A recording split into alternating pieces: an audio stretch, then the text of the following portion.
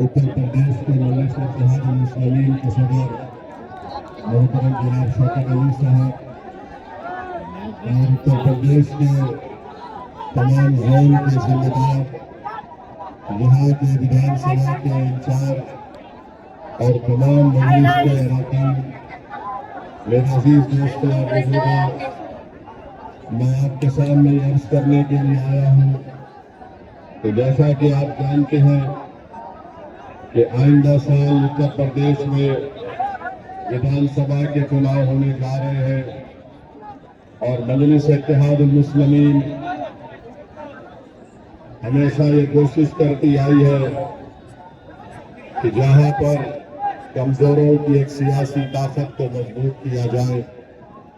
मेरी आपसे गुजारिश ये है कि आप जानते ये हैं कि अगर आप संविधान को पढ़ेंगे तो संविधान के दफा 37 को अगर हम पढ़ेंगे और संविधान का जो पहला पन्ना है, पहला सफा है, उसको अगर आप पढ़ेंगे तो उसमें लफ्ज इस्तेमाल हुआ इंसाफ का, जस्टिस का।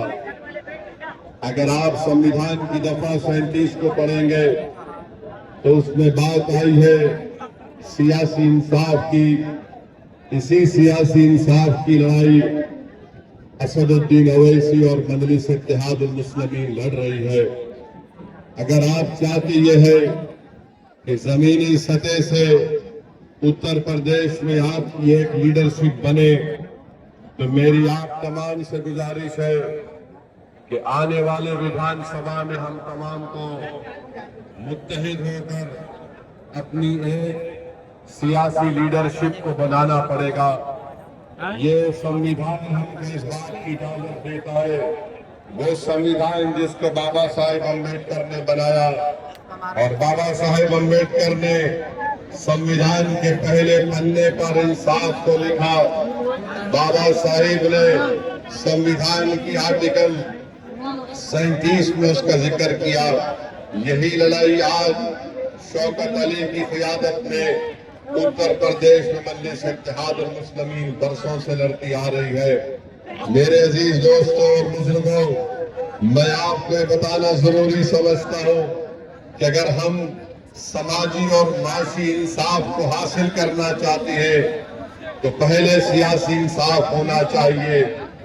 आज आप जानते हैं कि जब तक हम अपने नुमाइंदों को कामयाब नहीं करेंगे जो उत्तर प्रदेश की विधानसभा में जाकर आपकी बेबाक आवाज बने, आपके मसाइल की तर्जुमानी कर सके, आपके लिए हक की लड़ाई लड़ सके।